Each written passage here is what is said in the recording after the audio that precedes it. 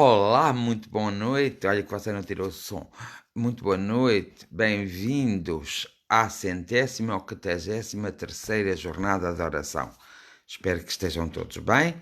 Espero que estejam todos felizes. Por enquanto estou sozinho e gosto de estar sozinho, mas logo, logo vocês aparecem e ouvem, porque há um atraso na comunicação. Mais um dia passado na nossa vida. Uma tristeza. Ficámos todos mais velhotes. Passámos mais um dia, parece que não faz diferença, mas faz tanta diferença. Se o tempo tivesse parado, talvez não tivéssemos mais velhotitos. Agora, calhando, estamos mais velhotitos. Porque passou mais um dia. Então, espero que esteja tudo bem, tudo alegre, tudo feliz. E, além de estar tudo alegre, tudo feliz, também espero que estejam todos consertaditos. Porque às vezes é preciso nós nos consertarmos para que as coisas na nossa vida estejam consertadas. Então tem que começar por nós próprios. Então, hoje tinha pensado em fazer aqui um bocadito uma meditação, meditar sobre um assunto. Sobre os encontros. Os encontros que todos nós temos, as nossas relações do dia a dia e os nossos encontros.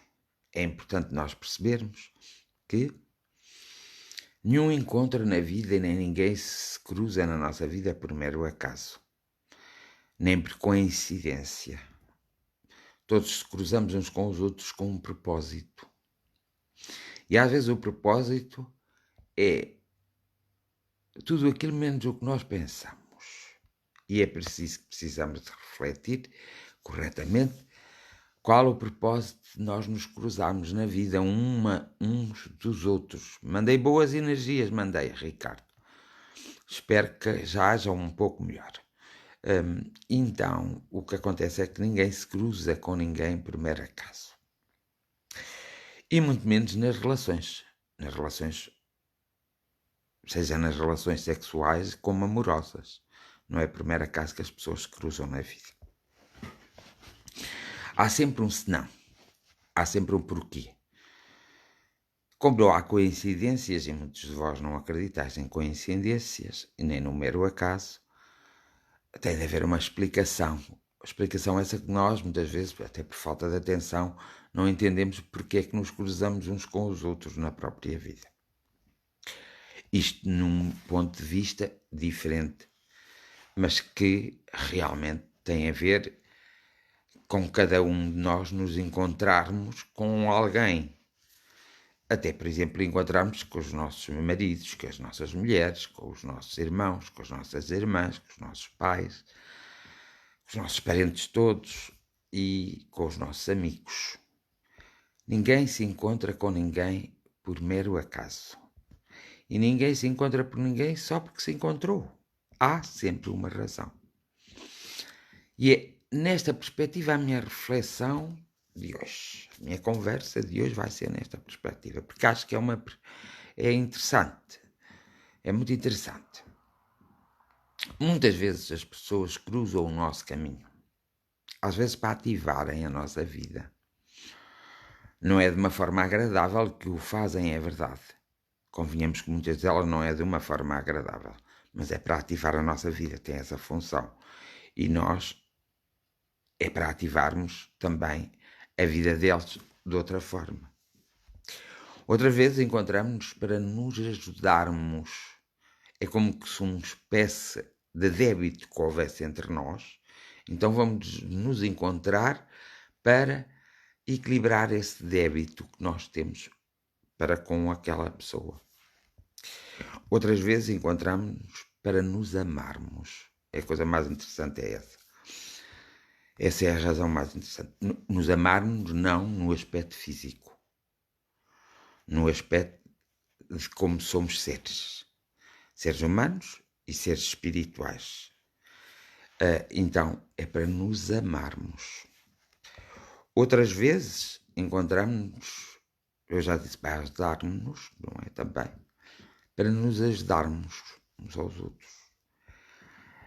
E outras vezes encontramos também para criar faísca ou guerra.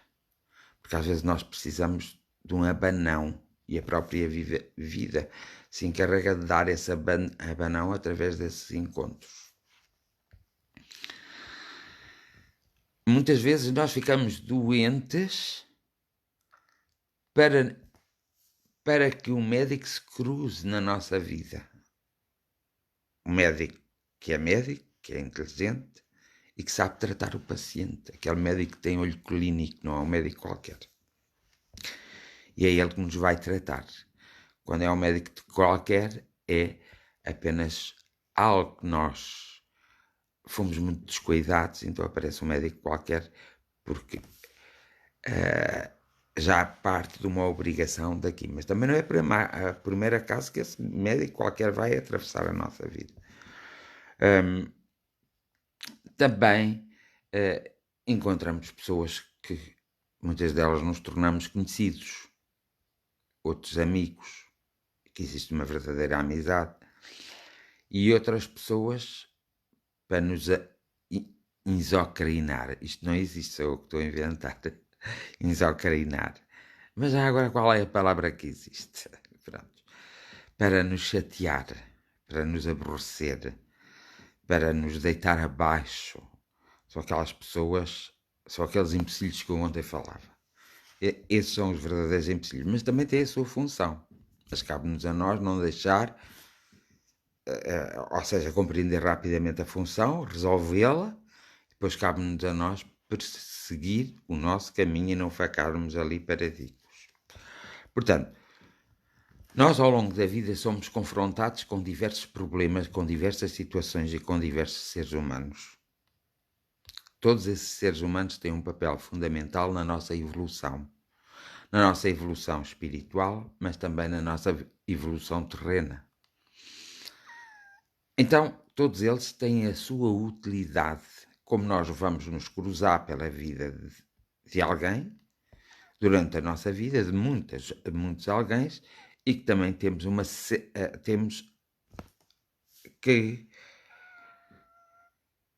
que cumprir a nossa obrigação, o nosso dever, ou exercer o nosso direito, ou então regularizar o nosso débito e o nosso crédito.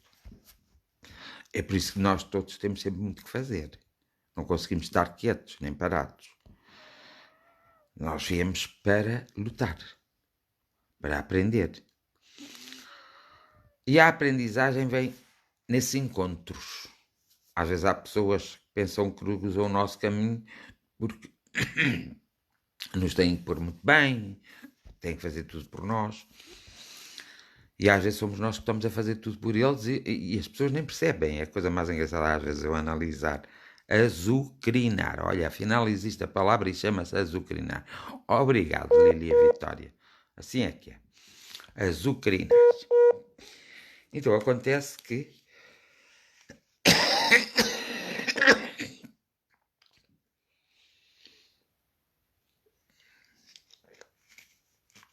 em vez de nós andarmos aborrecidos com as pessoas, há que saber resolver os problemas que temos que resolver, pôr as coisas equilibradas e continuar a nossa caminhada, porque depois existem outras pessoas que vão cruzar. Uma das facetas mais interessantes é realmente quando nós somos namorados ou namoradas de alguém, depois viemos a ser marido e mulher, e depois às vezes viemos a trocar o nosso marido e a mulher por outro marido e mulher, e depois às vezes também temos que ter 2 maridos e 2 mulheres. Essa é a fase mais encantadora da vida, porque tem um certo prazer, mas tem uma dor quase infinita. Não é isto que eu quero dizer. Uma dor horrorosa, no fundo. Então, eu passo a explicar para que não haja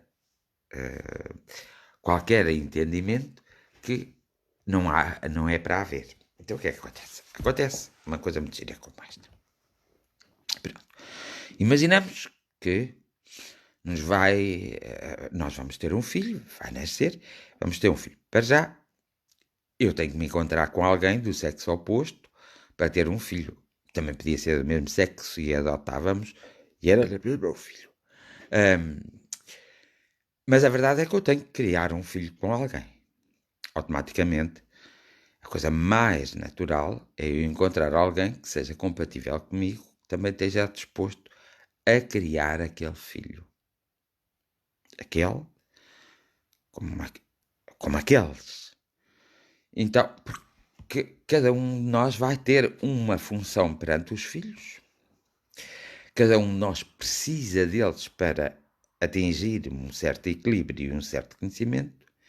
E cada um de nós vai ter obrigações e vai ter alguns direitos, muito poucos, vai ser mais deveres, vamos lá, deveres e direitos, deveres, obrigações e direitos. Então, a determinada altura da vida, aquela pessoa vai cruzar-se comigo, precisamente, para que nós possamos ter os nossos filhos, se for a função, se a minha função ou uma das minhas funções for educar alguma criança. Muitas vezes são crianças especiais, que têm pais especiais, que têm que ter. Outras vezes são crianças perfeitamente normais, mas têm que ter também pais muito especiais, porque são normais, no sentido de fisicamente serem normais e mentalmente, não terem qualquer tipo de perturbação e nem nascerem com qualquer tipo de problema genético. Então, mas que há um trabalho a fazer por causa da personalidade dessas próprias crianças. Então, nós aí temos que se juntar. Acabamos por casar, porque é assim que se faz, ou vivermos na mesma casa, e aí é aproveitar também para nós percebermos que eu e outra pessoa é diferente de eu ser sozinho. Porque há pessoas que vêm sozinhas para determinados, eu costumo dizer, nem, às vezes nem somos dignos de vir com alguém ou ter alguém para fazer aquela tarefa. Temos que ser mesmo feita por nós próprios. Mas geralmente as tarefas são divididas, na generalidade das vezes. Então o que acontece? As pessoas vêm e, então, além daquela criança, não é, que nós viemos tratar em conjunto, viemos também para não só existir a atração física, mas para existir o amor. Não só para existir uma vida quase de pagamento de um para com o outro, mas para existir a liberdade, o amor, a compreensão. E nós vamos trabalhando tudo isso sem darmos conta, sem se apercebermos, só quando paramos para analisar é que vimos que, afinal de contas, porque é que estamos as duas pessoas juntas, e quando vimos o desenvolvimento dessa criança. Outras vezes cruzamos-nos com pessoas, fazemos uma vida com elas temporária, e essa até fazemos o amor com elas e tudo, fazemos uma vida temporária, mas isso por uns 5 a 7 anos, até aos 10 anos. E depois acabamos por deixar e partir para outra tarefa. Não é por acaso que as pessoas se deixam. Elas deixam-se porque têm tarefas para cumprir, tarefas para executar. Evidentemente que se fizeram o seu bom trabalho no seu desenvolvimento, quando estiveram juntas com aquela pessoa, seja homem ou mulher, quando partem para a outra tarefa, partem mais amadurecidos. Fecham os seus ciclos, fica tudo correto e equilibrado e partem mais amadurecidos para a tarefa seguinte. Que a tarefa seguinte, com outra pessoa, é totalmente uma tarefa diferente daquela que estava a fazer até aí. Há pessoas também que, de alguma forma, cruzam o nosso caminho, no caso de homens e mulheres. Por exemplo, quando nós estamos casados, eu considero que cada um que tem relações sexuais se casa. Imagina quantas vezes vocês casaram. É só contarem. Então, quando temos relações sexuais com alguém, nós casamos. Porque aí é que está implícito o casamento. É a união de duas pessoas mais profundamente. O que chamam de casamento. Evidentemente que existe o casamento civil, que sim senhor, e deve-se fazer, e existe o casamento das religiões de cada um de vocês, e que devem fazer. Mas o verdadeiro casamento é quando as pessoas têm essa união. Então, há homens que procuram outras mulheres da vida, mulheres que andam na vida, não é? Às vezes não são aquelas que andam na vida, mas outras mulheres que mais facilmente conseguem ir com elas, conseguem ir com elas, vão com elas. Eles às vezes cegam-se e deslumbram-se, e eles às vezes acabam por estragar a sua própria vida, mas há mulheres que também são assim. Mas o que acontece é verdade, que não é por acaso que um homem, até um homem que procura as mulheres da vida, que vocês chamam de prostitutas, elas estão na sua função, no seu trabalho, não são prostitutas, são mulheres que prestam um serviço. Não é por mero acaso que um homem atravessa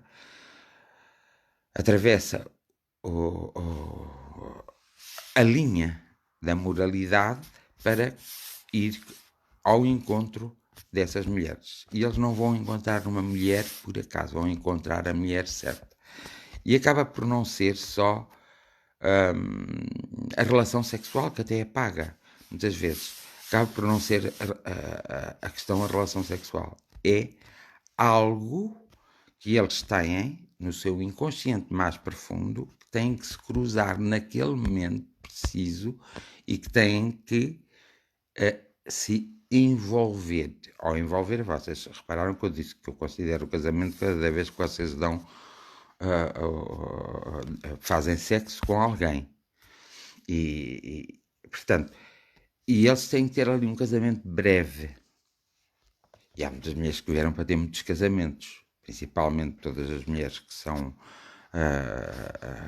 de alguma forma, praticam a prostituição, a maior parte delas, salvo raras exceções, a maior parte delas vem para casar muita vez. Muita vez. É mesmo a função delas. Tanto muitas delas, muitas vezes, desculpam-se que é para ganhar dinheiro para isto, para ganhar dinheiro para aquilo. E nós, se analisarmos depois a vida delas, reparamos que o dinheiro que elas ganham não é aplicado da melhor forma. E elas têm sempre, portanto, elas não conseguem construir um pequeno império para poderem sair e para poderem deixar, porque essa é a sua função na vida. Por isso é que merecem todo o respeito, toda a consideração e toda a admiração por todos. Mas por todos mesmo. E por isso é que nós às vezes não devemos, às vezes mais valia ficarmos calados. Muitas vezes o homem e a mulher têm que ser infiel ao seu próprio casamento.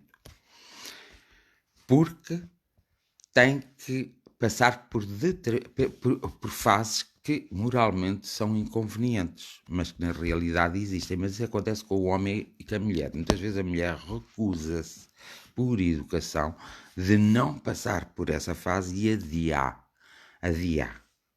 Põe-a mais para a frente, porque moralmente é condenável, as pessoas condenam.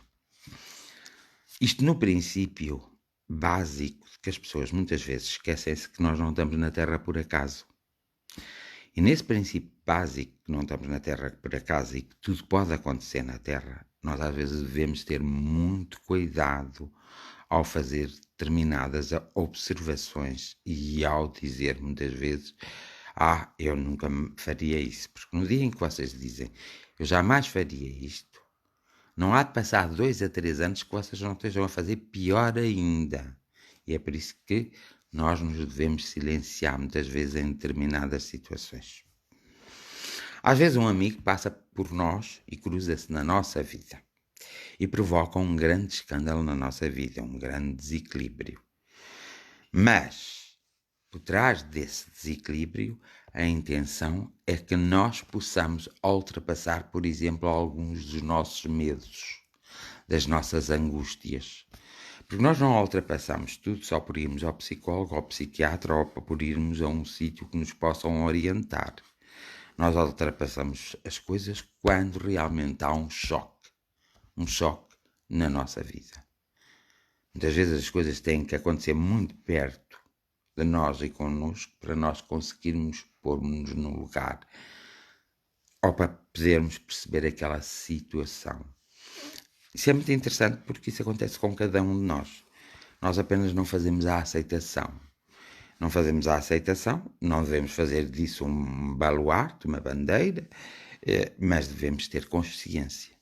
A consciência de porquê que nós estamos a passar por esta fase, por este caminho, porque que encontramos aquela pessoa no nosso caminho, porque que aquela outra pessoa tem uma grande empatia por nós e nós nem fizemos nada de especial para a pessoa ter uma empatia por nós. Isso acontece porque muitas vezes já tivemos encontros a nível do inconsciente profundo ou do subjetivo. E esses encontros são reproduzidos na matéria, no físico, e as pessoas têm um lapso, como um déjà vu. Eu já passei por isto. Isto já me aconteceu. Na verdade, aconteceu sim. No subjetivo, aconteceu. Então, nós temos que ter em conta, na nossa vida atual, temos que ter em conta todo o processo de crescimento a que nós estamos sujeitos. Não é porque alguém nos vai dizer, é porque nós começamos desde muito pequeninos a perceber quais é o processo a que vamos estar sujeitos. Ora, analisem vocês, quando eram crianças, analisam a atitude dos vossos pais. E vão um bocadinho mais longe, quem teve avós, analisa a atitude dos avós. E analisa os conselhos. E, vamos lá, as indicações que eram dadas para nós termos determinado comportamento. E analisam a razão porque não podíamos ter determinados comportamentos. Porque aquela era imposta. Isso vai da sociedade. Nós vamos nascer, ou nascemos numa sociedade já que não foi por acaso. Não é por acaso que uma pessoa nasce em determinada cidade, em determinado local ou em determinado país. Nasce por uma razão de evolução. E é daí que começa a formar-se o seu projeto de vida. Vocês vão reparar, olham para uma escola e começam a perceber tudo isso. Põem as crianças todas no recreio e olham para cada criança. Vocês vão descobrir crianças muito agressivas, vão descobrir crianças doces, como o mel, e vocês vão conhecer crianças que nem são agressivas, nem são doces como o mel. Vocês vão ver que cada uma delas tem já uma certa personalidade. Por exemplo, nós notamos nas crianças que elas têm inveja, que elas gostam mais daquele colega ou daquela colega que do outro. E é por isso que nasce o bullying, que aí os professores são um pouco os culpados, porque não é só dentro da sala de aula que se dá a aula, mas a aula continua no recreio e no recinto da escola. E se assim fosse feito, teríamos cidadãos mais equilibrados do que aquilo que temos hoje. Então vocês reparam nessas crianças desde a infantário e desde a pré-primária e na primária. E depois vão reparando a evolução da criança, dessas crianças todas. Vocês vão ver que elas, umas roubam as outras, umas batem nas outras, outras vêm em defesa daqueles que estão às bulhas, outras dizem mal, outras mentem, deliberadamente mesmo, para prejudicar, outras são malembotas para conseguirem a atenção e para que os outros não tenham a atenção direcionada para eles. Outros são os lembotas dos professores, até dos auxiliares e tudo. Outros, portanto, são ladrõezitos, pequenitos. A inocência, vocês acham tudo muito inocente. São ladrõezitos. E outros são pessoas, são crianças muito respeitáveis. Respeitam os outros, são mais respeitáveis às vezes que os adultos. E é interessante nós vermos um recreio de crianças com 20, 30, 40, 50 crianças, sentamos numa cadeira ou num muro e pomos a analisar as suas relações interpessoais. Nós vamos descobrir coisas enormes. Nós conseguimos prever o futuro daquelas crianças se nada for feito e se nós as deixarmos desenvolverem-se selvagemente ou inocentemente. Pronto. Os pais em casa também têm uma grande responsabilidade, porque também veem esses pequenos sinais, mas levam tudo, às vezes por medo, mas outras vezes por medo de não serem amados e compreendidos pelos seus próprios filhos. Outros, como não conseguem, de outra forma, são mais violentos. E a violência gera sempre violência. Mas nós também percebemos nos educadores, que são os professores, que muitos deles também são egoístas, são invejosos, são gananciosos, às vezes não têm cuidado e dizem coisas à frente das crianças e as crianças levam aquilo como se fosse uma verdade. São hipócritas. Às vezes fingem-se muito amigo de uma criança, mas é só por causa do pai e da mãe, porque os estatutos sociais, essas coisas assim, essas coisas que eu costumo dizer, coisas, ia para dizer maneira, mas não digo, essas coisitas assim. Então, se vocês repararem nesse conjunto, começam a ver a sociedade em que vocês estão envolvidos. Essa é a sociedade que vocês estão envolvidos. Evidentemente não vai ser para a vida inteira, mas na vida inteira vocês vão levar com o princípio que vocês tiveram da vossa própria vida. Se foram demasiado egoístas, invejosos, ciumentos dos vossos irmãos, dos vossos colegas da escola, se souberam manipular os professores, os pais, manipular os amigos, mentindo-lhes, claro que quando forem adultos eles vão ser mesmo assim, se não forem corrigidos. E a educação e a cidadania deveria ter aí o papel fundamental na escola, no aprendizado. Até a cidadania havia de ser algo que havia de ser os encarregados de educação a terem também uma disciplina, pelo menos, um dos pais das crianças, ou os dois dos pais, haviam de ter no acompanhamento da criança uma disciplina nas próprias escolas da criança sobre cidadania, sobre comportamento e moralidade. Porque há muitos que não aprenderam isso na escola, é a vida que lhes vai ensinar e é a sociedade que os vai impor. A sociedade impõe-lhes. Então, se vocês começarem a analisar as crianças, vocês encontram-se a si próprios quando eram crianças. E a partir daí, por exemplo, aquelas crianças que ficam sem pai e sem mãe. Aquelas crianças que nascem com um certo tipo de deficiência, mas não é deficiência profunda. Vocês começam a ver até o tipo de problemas que vocês vão ter na vida. Cabe-vos a vocês alterar esse rumo, porque sabem que isso vocês vão passar. Chama-se isso a obrigatoriedade de se estar na Terra numa escola. Tudo isso pode ser alterado, como trabalho, com persistência, com tenacidade, com observação. Nós, quando os nossos filhos batem nos filhos dos outros ou quando levam porrada dos filhos dos outros, não devemos ativar mais a situação. Devemos tentar estar atentos, controlar a situação e nem nunca devemos dizer para os nossos filhos que eles são uns fracos. É a pior coisa que se diz para um filho: tu és um fraco, não vales nada.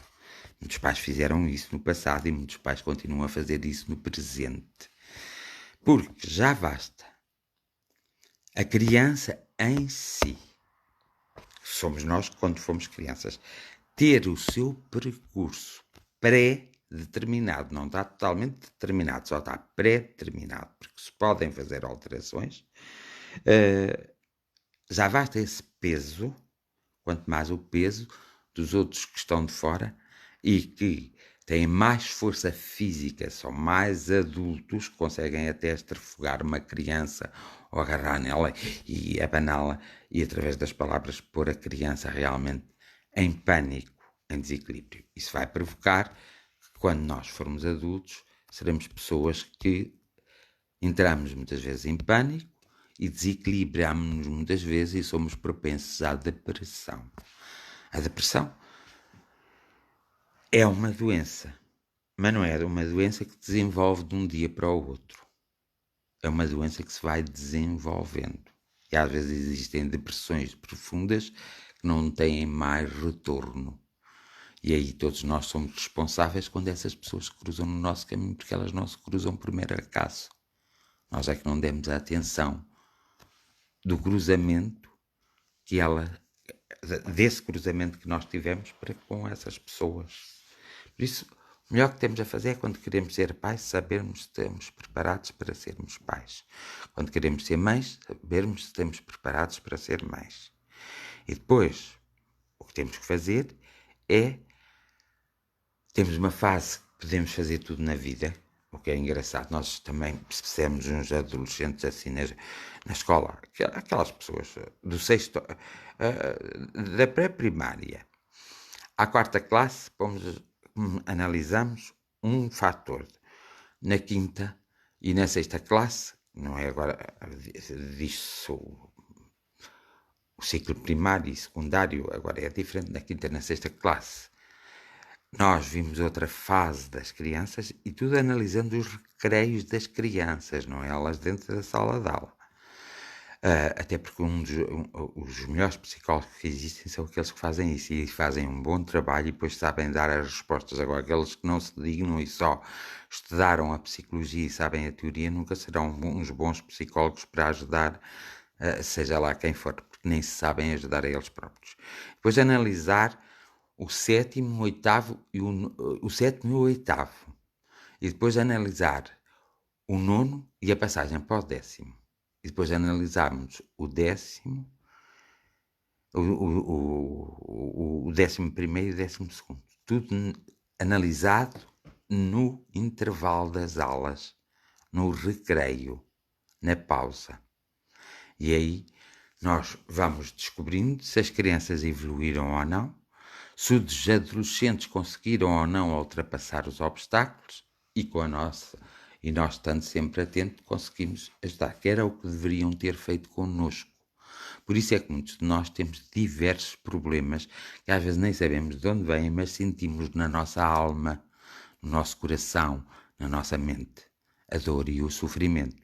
E por isso é que quando chegamos a uma fase adulta somos tão teimosos que vamos por caminhos que nunca deveríamos ir. Vamos por caminhos que nos fazem mal, que nos destruem, embora conseguimos destruir também os outros à nossa volta, mas que nos destroem completamente. Então, aos futuros pais, e às futuras mães, e àqueles que são pais e mães agora de criança, o meu conselho é a observação e não facilitar. Não pode haver facilitismos. Não podemos ser agressivos para as crianças, mas podemos utilizar táticas, técnicas também, para podermos reorganizar a personalidade da própria criança. Porque todos os bebés, vocês dizem que todos os bebés são bonzinhos. A psicologia antigamente dizia que os bebés nasciam sem... eram tábua rasa. E a psicologia hoje não defende isso de maneira nenhuma, devido aos estudos que fez, não é? E que as outras ciências também contribuíram muito. E toda a gente sabe que a criança, a partir do momento em que se forma e em que tem vida sob o coração dela a bater, não é bem quando sob o coração dela a bater, é mais quando o cérebro já está formado.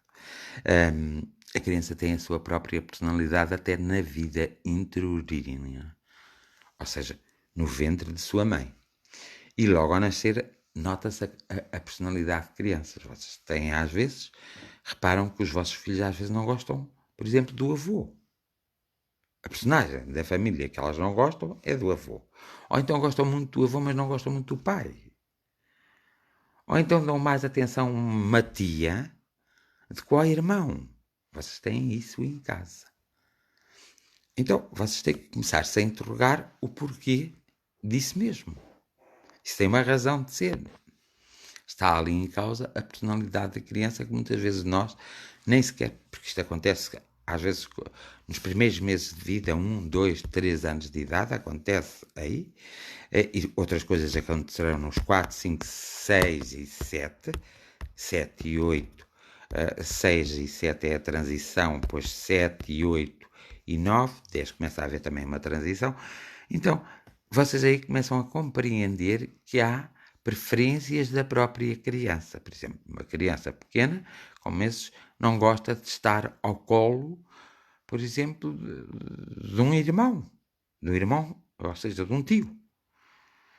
E as pessoas ficam muito aborrecidas e dizem às vezes, não, mas pega-lhe, deixa lá, deixa ele chorar. Não, não. A criança não gosta, tem uma razão. Agora, compete a esse tio, ou a esse avô, ou a esse parente, tentar perceber porque é que a criança é assim para ele e tentar ele próprio tomar uma atitude para que a criança perceba que ele não é inimigo. É por isso é que até são familiares, não é inimigo. Às vezes vocês ralam-se muito e ficam muito descontentes com essas coisas, mas isso serve apenas para vocês tomarem uma consciência, que é a consciência da personalidade dos vossos filhos, que serão os homens da manhã. Depois, existem também aquelas crianças que ficam sem pai, é verdade, e sem mãe, e que são abandonadas também. Existem os abandonados. E que vão, então, para centros de acolhimento, centros de acolhimento. Pronto, nós em Portugal não temos muito desenvolvido esses centros de acolhimento, somos ainda muito atrasados e nem temos assim essas instituições. Portanto, institucionalizamos a criança, mas não a educamos, não tratamos dela. Isso é horrível, porque isso então aí é muito mau, mas vale não tirar os filhos aos pais, só quando morrem um parente mais próximo ficar com a criança, se não houver ninguém que fique com a criança, rapidamente encontrar uma família adequada àquela criança e que tenha o amor necessário para ter aquela criança, mas nunca manter muito tempo, por muito tempo e muito tempo. 1 ano já é muito tempo. Nunca manter por muito tempo a criança numa instituição para depois ela ser adotada. É o grande erro que fazem em Portugal e de porem muitos, como é que se diz, muitos entraves à adoção por causa de problemas que não têm razão nenhuma de ser, porque basta apenas atestar-se a maturidade de alguém que pretende ser pai ou mãe e porque não pode ser por iniciativa própria e logo se encontraria a pessoa e a família certa para aquela criança. Mas isso dá muito trabalho, nem os assistentes sociais muitas vezes, nem os psicólogos muitas vezes têm esse trabalho, o que é uma pena, porque é um trabalho lindíssimo de se fazer e felizmente há muitos, felizmente há alguns, que não são tantos como eu gostaria, mas infelizmente há muitos ainda que conseguem ter essa tática e essa observação de perceberem rapidamente. Os donos das instituições, seja coordenado pelo Estado, sejam privados, que são pagos pelo Estado na mesma, devem terem atenção em não ter as crianças muito tempo na instituição. Claro, para eles lhe convém ter as crianças muito tempo, porque eles ganham por cada criança um preço. São pagos. Um preço. E o preço não é tão pequeno assim. Se eles dessem esse preço às famílias, haveria famílias que poderiam acolher essas crianças e tratá-las como filhos legítimos. E isso era muito mais interessante de todo o resto. Quando vocês me dizem que vão ao estrangeiro e vão, por exemplo, buscar uma criança para adotar, eu não tenho qualquer tipo de admiração. E porquê? Passo a explicar. Porque se tu não és capaz de fazer no teu próprio país, tu o que podes fazer é ir para um país viver por uma criança. É diferente. Não a vais tirar do seu extrato. Então vais fazer a vida nesse país. Faz coisa que deixas de ser português e vais para esse país viver a vida. Tu não tiras a criança do seu habitat. Não deves tirar, porque se ela nasceu ali tem alguma razão. Enquanto há muitas crianças que nascem em Portugal e até aos 8 anos vão para 2, 3, 4 casas de acolhimento, ou para uma, sei lá, e ficam até aos 8 anos, e aos 8 anos mandam-nos para a rua sem qualquer tipo de preparação. Foi por isso que aconteceu em Portugal vários casos, não é? Que realmente foram mal conduzidos e deu asos a que houvesse coisas que não deveriam ter acontecido assim. Pronto. Então, nós temos muito o que fazer, todos nós, mas nós somos muito preguiçosos e não queremos fazer. E isso vai de quê? Vai também, porque quando nós éramos crianças também éramos preguiçosos. E nós às vezes deixamos os nossos filhos ser preguiçosos e alimentamos os nossos filhos nos seus próprios vícios da preguiça, do orgulho, da vaidade, da presunção, da inveja, do ciúme. É por isso que quando nós aparecemos da vida dos nossos filhos, fica o caos na família. Por exemplo, a vida de irmãos fica logo tocada, de tal forma, salvo raras exceções, mas em mais de 60% é assim que é. As exceções são os 40%. Então, os irmãos guerreiam por um pedaço de terra que o pai deixou e a mãe, por um pedaço de dinheiro, por um pedaço de uma casa, portanto, porque não foram pessoas formadas. E às vezes são pessoas intelectualmente formadas, andaram em universidades, tiraram cursos, são pessoas, mas são ainda piores. Então, porque não foram educadas, porque ninguém olhou para a personalidade. Mas ainda falando nessas crianças que vão para as instituições e que não são dadas rapidamente para a adoção, precisando, havendo pessoas com tanto amor, embora seja uma espécie de uma privação que as pessoas têm, mas que podem ultrapassar, poderiam dar, tinham condições económicas e psicológicas para dar àquelas crianças, então muitas vezes faz a adoção quando a criança tem 5, 6, 7, 8, 9, 10 e essa adoção dá às vezes muito mau resultado se não houve um convívio desde pequeno com as crianças. E é por isso que muitas vezes, vocês sabem que muitas vezes propõe-se à adoção, o tribunal dá um período de tempo para as pessoas ver se adaptam ou não e muitas das crianças, uma percentagem elevada, uma percentagem muito elevada, muitas das crianças voltam outra vez para a instituição. Isso também prova, evidentemente, que não é com 10, 11, 12 anos ou 13 anos que se vai, ou com 7, ou 8, ou 9, ou 6, se vai adotar uma criança. Uma criança tem que ser adotada logo, principalmente até aos 6 anos de idade, até aos 7 anos de idade, o máximo. A partir dali é um disparate, e depois os processos de adoção para isso acontecer não podiam ser como são. Pronto. Mas isso é um problema muito específico, é a adoção. E depois há o problema das pessoas deficientes, que também é um problema muito específico.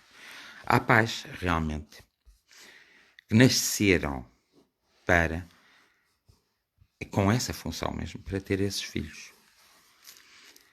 E outro, na generalidade, todos nasceram para ter esses filhos. Mas há pais que têm uma capacidade de amar, compreensão, como se já tivessem passado pelo mesmo, e aqueles que já tivessem, como se já tivessem passado pelo mesmo, são os que melhor tratam essas crianças e maior apoio que lhes dão.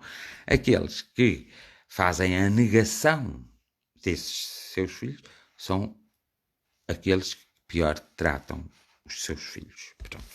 É por isso que começou a haver já em adultos essas deficiências mais do que em crianças.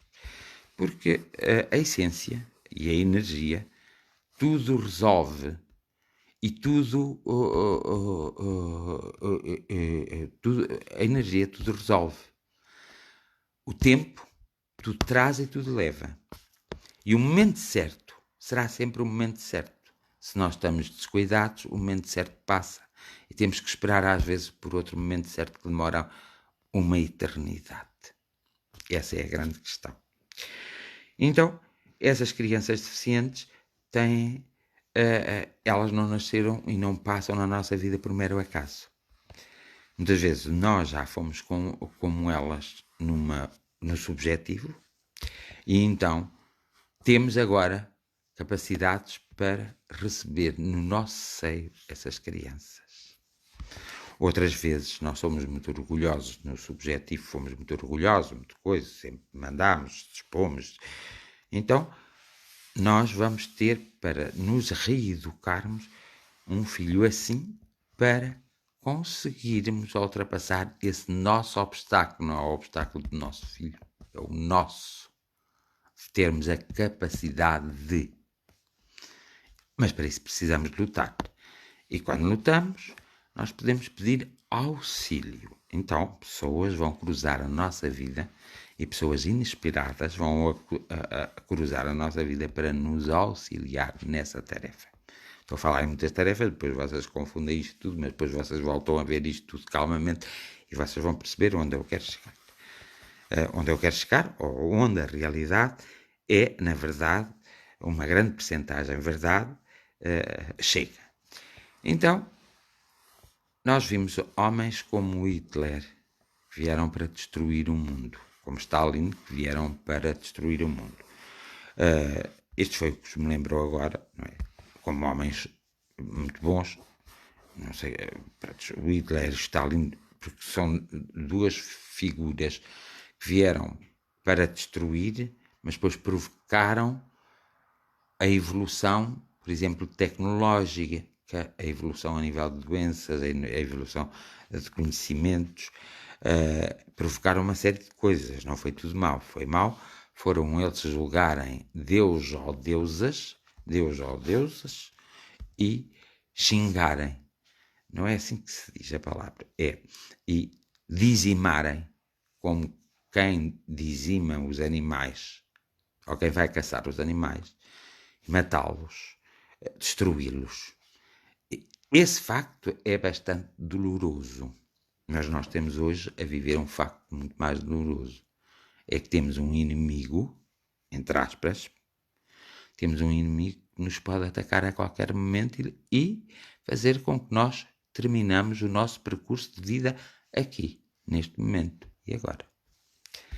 Então, nós deveríamos fazer mais atenção às pessoas que cruzam o nosso caminho.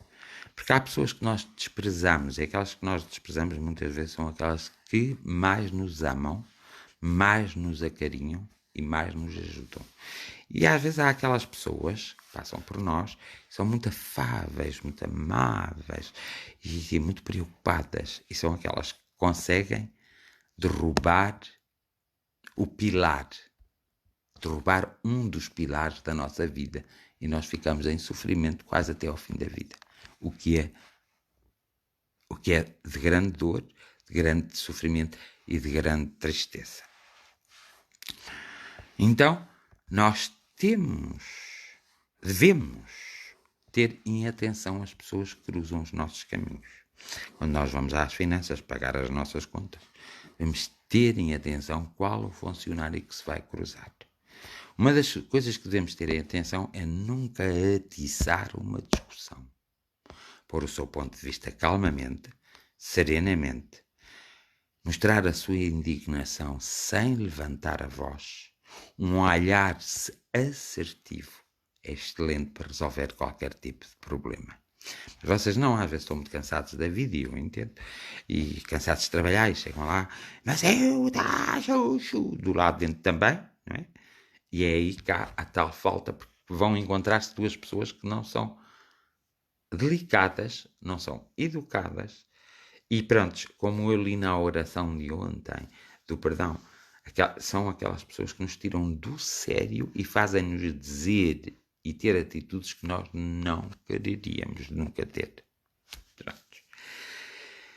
Então, nós devíamos reparar em todas essas coisas para podermos perceber exatamente que ao passarmos pelo mundo não passamos por mero acaso, deixamos sempre a nossa marca, boa ou má, vamos deixar, e é preferível deixar boas marcas para servirmos de exemplo, ou seja, para servirmos, eu não gosto muito de exemplos, gosto muito mais que determinada pessoa passou pela vida e o legado que ela deixou foi eu conseguir me motivar para crescer e conseguir adquirir ou despertar em mim os bons valores. E isso é que é importante, essas pessoas, e são muitas. Às vezes pessoas completamente desconhecidas, mas são muitas. Agora, há outras que não, que o legado delas é o legado pior que se pode deixar. Incentivam à destruição, à nossa própria destruição. Em Portugal, infelizmente, tivemos muitas pessoas que passaram por nós, para a nossa vida, e que, de alguma forma, mesclaram o nosso percurso de vida. O que isso é muito mau. A ideia, eu poderia ir muito mais longe, ainda mais pormenorizado, ir mais, porque alguns de vocês sentiram outras coisas, outros caminhos, vocês sentiram outras vibrações em vossa vida e eu poderia ir aí explicar essas vibrações, mas não é de maneira nenhuma em 50 minutos ou só numa reflexão que eu posso fazer. E por isso eu não me vou adiantar mais. Mas eu disse o principal quando vos falei das crianças. Agora vocês vão fazer um exercício para mim. Vocês vão olhar os vossos filhos recém-nascidos, mas olhá-los sempre, até eles atingirem 3 anos, mas vão vendo o que é que eles têm. E devem tomar muita atenção quando mandam os vossos filhos para a creche. Porque, infelizmente, na creche, eles às vezes são corrompidos. E na pré-primária também são corrompidos. E na escola primária também são corrompidos quando os professores não são humanos. Não estou a acusar ninguém, nem a dizer nada que não seja verdade. Agora, cada um repensa e corrige-se. Ou faz uma autoanálise e descobre-se. Não estou aqui para ser muito simpático, nem para ser agradável. Estou aqui para, nas minhas reflexões, para refletir convosco. Eu refleti comigo próprio e convosco, também tenho que ter o meu momento de reflexão, para conseguirmos perceber minimamente, afinal de contas, o que é a nossa vida, o que é importante. Então, eu propunha essa análise.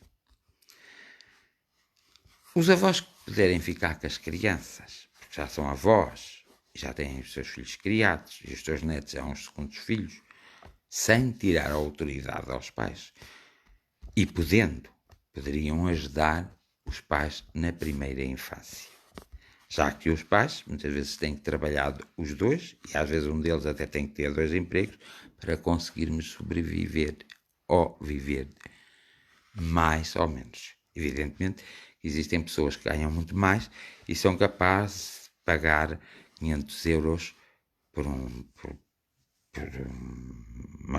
pré-primária particular ou por um infantário particular, e sai muito caro na educação das crianças, porque muitas dessas pessoas que trabalham nesses lugares, muitas, mais do que eu gostaria, não estão aptas, não têm aptidões, não têm vocação para aquilo que têm que fazer. E, infelizmente, muitos desses pais não sabem que os seus filhos são muito maltratados, são abandonados. E, para melhor vocês perceberem, aí não podem visitar, podem só estar atentos, mas para melhor vocês perceberem, vejam o que aconteceu nos lares.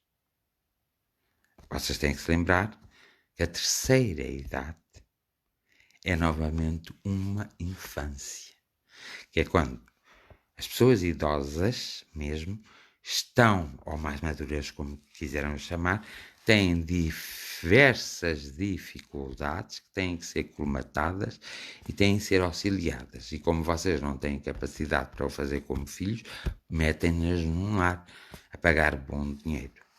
E às vezes vocês esquecem-se de fazer uma revisão de vez em quando ao lar e às pessoas que lá trabalham. Então, nós vimos como os nossos idosos são tão maltratados, quer em lares que são bem reconhecidos pela Segurança Social, como em lares que são reconhecidos pelo governo, quer nos falsos lares. E é por isso, e por esse motivo, é que esta história do Covid tem a mortandade nos lares é totalmente injustificável, como a mortandade nos hospitais é totalmente injustificável, digam o que disserem. Porque são lugares que têm que ter pessoas extremamente humanas, sensíveis, compreensíveis, que não estão ali pelo dinheiro, mas que devem ser reconhecidas e devem ser bem pagas, que não estão ali pelo dinheiro, mas estão ali pela vocação de tratar de seres humanos que são idosos, mas voltaram a ser outra vez crianças. Então, pronto. Se vocês estiveram com atenção, reparam que estes assuntos são muito delicados para mim. Porque são reais.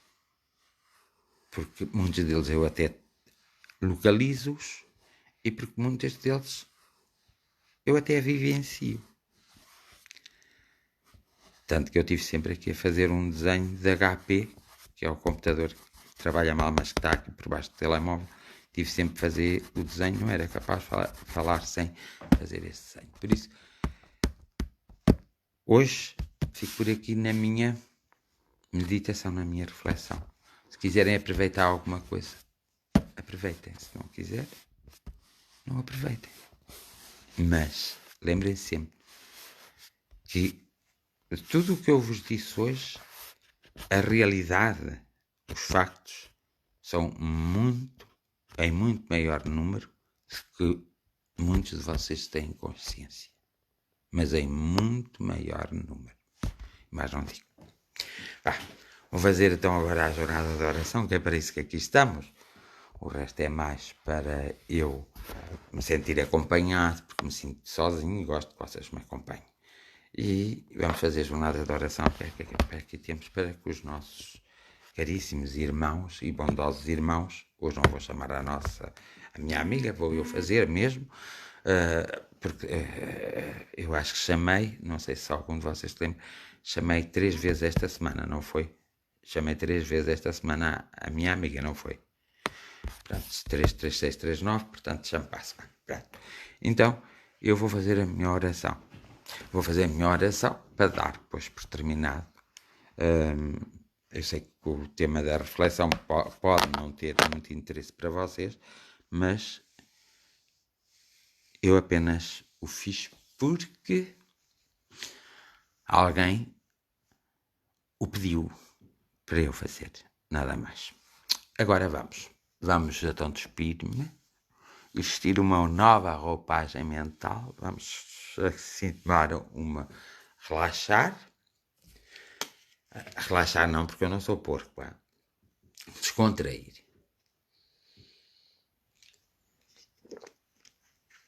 Vamos descontrair, porque eu quero fazer então a jornada de oração, 100ª ou 43ª jornada de oração. Amigos espirituais, vamos estando por aqui, por esta terra, todos em oração, porque na verdade nós queremos que o universo nos escute de uma forma adequada, de uma forma assertiva e de uma forma conveniente para todos nós que vivemos nesta terra. Nos é difícil viver se tivermos um obstáculo tão grande como este que temos, que é este vírus, a nos atrapalhar, porque já nos era difícil viver antes deste obstáculo grande estar-nos a atrapalhar, penso eu. E no meu parecer, então vou ser um pouco como os outros costumam negociar convosco. Hoje vou negociar convosco. E negociei no sentido. Penso, meus bons amigos espirituais, que está na hora, está no tempo certo, para a vossa atuação, embora já tivesse começado há uns dias atrás, para que ela comece a surtir efeito nesta terra, porque a humanidade está muito desequilibrada, está cansada e está a haver um nível de violência desagradável em todos os países e está a haver desistências da vida muito desagradável em todos os países. Já tínhamos antes deste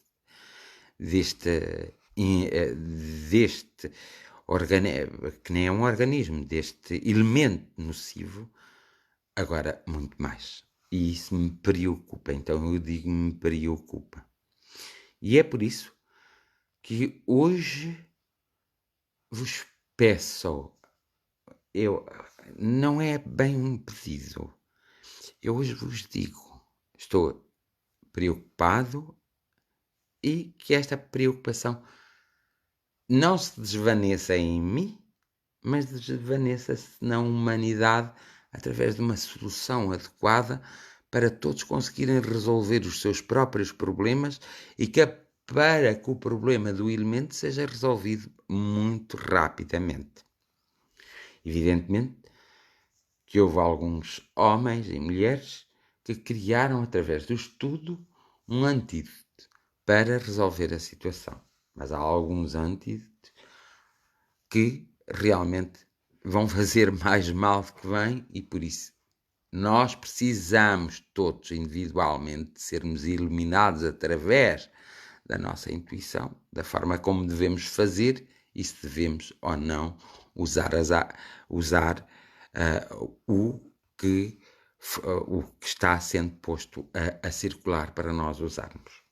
Eu sempre fui de opinião que um medicamento resolveria o problema. A questão é que o medicamento está por aí algo escondido, ou por aqui algo escondido, e não há maneira daqueles homens e daquelas mulheres que têm uma maior responsabilidade de escrutiná-lo.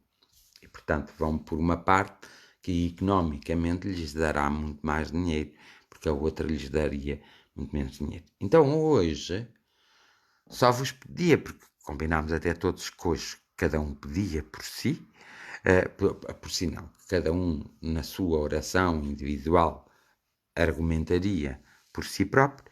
Então, como eu até acho que há tanto sofrimento, há tanta dor, há tanto padecimento e às vezes há um descoordenamento nesse sofrimento, parece que algo se desequilibrou de há uns meses a esta parte. Eu gostaria que esse algo que se desequilibrou, eu gostaria e nós gostaríamos, que foi isso que foi conversado, gostaríamos muito que esse algo que se desequilibrou equilibrasse já.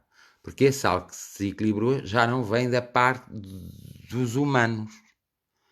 Vem da parte energética que precisa de ser equilibrada. E aqui vós agora já estáis em condições de atuar nesse sistema energético para depois fazer a atuação necessária junto da humanidade, para protegeres, preservares, para auxiliares, para mostrares o caminho a seguir e, sobretudo, para nos orientarem, não os humanos, não os outros humanos, mas vós mesmo, orientar-nos nas posições que nós devemos tomar individualmente, para que nós as possamos tomar em consciência e para que nós saibamos que podemos fazer aquilo porque aquilo está certo.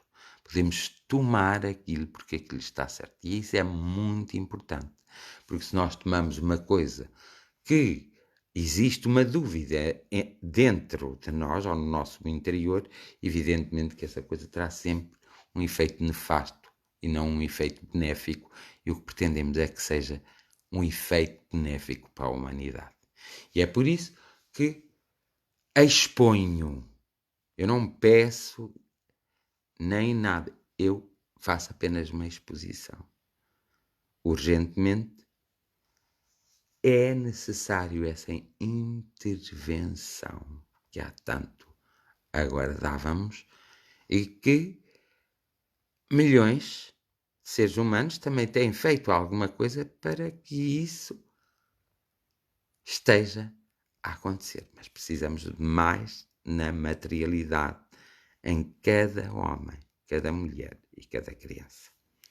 E com isto vos agradeço o facto de nos escutares a todos nós, porque alguns de nós até somos tontos, mas somos escutados. E o facto de a luz não se ter apagado. porque isso é importante.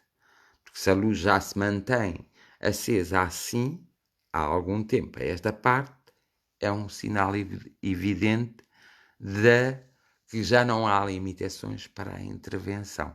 E por isso a nossa gratidão, o nosso reconhecimento e o nosso louvor.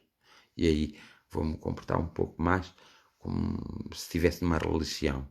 Não interessa qual ela é, não interessa nada disso. Então, eu vos louvo, não vou dizer que vos amo, porque vos amo sem sombra de dúvidas, e sei também que vós nos amais a nós, seres humanos. E por esse amor, então que se façam as coisas. A minha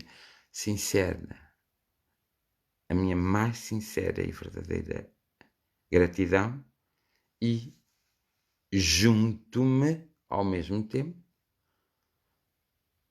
a todos esses milhões que, de alguma forma, estão a trabalhar arduamente para conseguirem o reequilíbrio neste planeta e nesta humanidade. Bem-aja a todos e obrigado. Nem agradeço hoje digo até obrigado, que é para ser mais universalista. Obrigado mesmo por toda a atenção, obrigado por nos escutardes e obrigado porque nós tivemos a força, a persistência e a tenacidade, cada um à sua maneira, para alcançarmos os objetivos que obrigatoriamente teriam que ser alcançados se não havia o domínio do elemento, e a humanidade diminuiria drasticamente nesta Terra nos próximos anos a nível terreno. Por isso, a nossa mais profunda gratidão.